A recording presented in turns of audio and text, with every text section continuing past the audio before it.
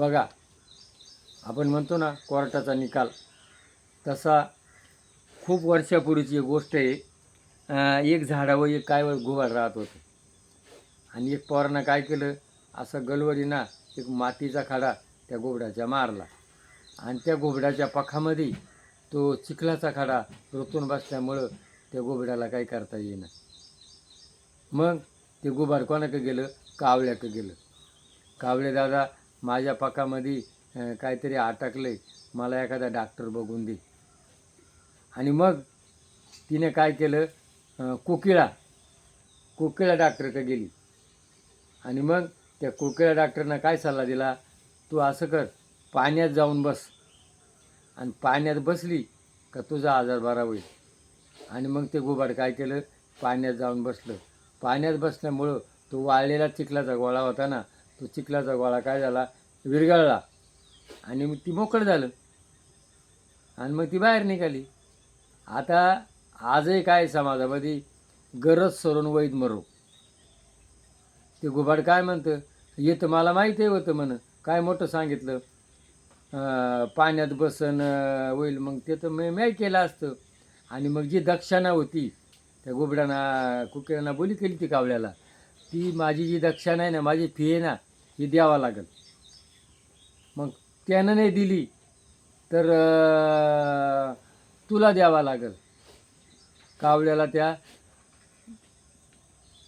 कोकिळेनं सांगितलं. आणि मग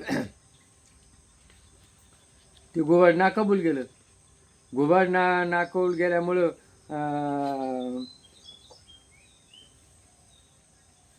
मग विश्वासघाती काय, घुबड विश्वासघाती ठरलं गेलं. आणि मग कावळ्याची नामुष्की झाली.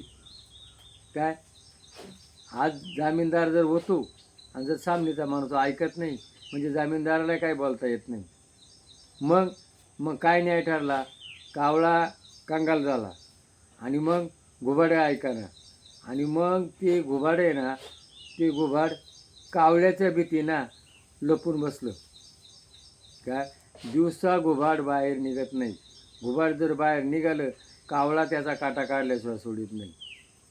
आणि मग कावळ्याला काय शिक्षा दिली, जी जोपर्यंत ती फी देत नाही तोपर्यंत ती कोकिळा काय करणार, अंडे घालणार कावळ्याच्या कोट्यामध्ये. आणि मग कावळा काय करणार, ते कोकिळेची पिलं काढणार आणि ते कोकिळेचं पिल्लं मोठं झालं का ते बाहेर निघून जातं. कारण कावळे कसे गागतात, काव काव. कोकिळेचं पिल्लू काय स्वर असतो. आणि मग आजही ते चालू आहे. कावळ्याला त्याच्या गुन्ह्याची शिक्षा त्या कोकिळ्याचे पिलं काढावं लागतात. आणि घुबड आहे ना, घुबडाला कावळ्याच्या भीतीमुळं त्याला रात्री दिवसा बाहेर निघता येत नाही. तशी आपण आहे ना, आपल्या जे शब्द जाईल, जे वचन जाईल, ते प्रत्येकानं पूर्ण करावा. कोणाला लाचार जर राहिलं तर ही त्याचं कर्माचं फळ त्याला भोगावं लागतं. जय भैरवनाथ. आहे ना.